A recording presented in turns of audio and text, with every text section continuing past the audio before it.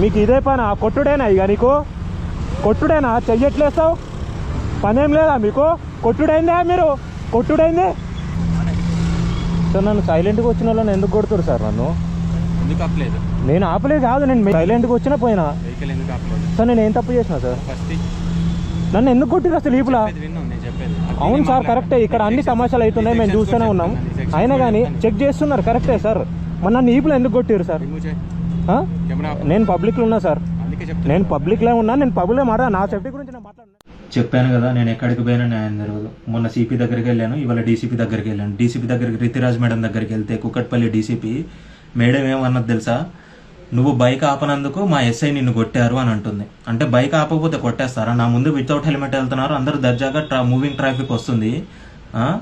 ఒక SI SHO కూడా కాదు ఒక ఎస్ఐ నా మీద అకారణంగా లాఠీ చార్జ్ చేస్తే నేను న్యాయం కోసం వెళ్తే సిపి గారేమో నన్ను సజెషన్స్ అడుగుతారు డీసీపీ గారేమో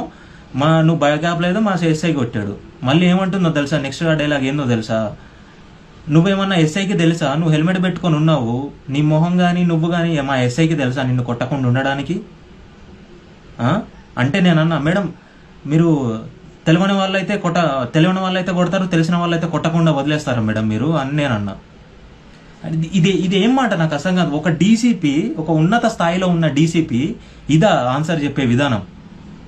ఎందుకు అండి మీరు డ్యూటీలు చేసేది ఎందుకు ఎవరి కోసం చేస్తున్నారు ఓన్లీ హై ప్రొఫైల్ కేసులే మెయింటైన్ చేస్తారా మీరు వాళ్ళే సాల్వ్ చేస్తారా కరెక్ట్గా అంటే మళ్ళీ అలాంటి లో క్లాస్ ఇవి వస్తే అంతే ఇంకా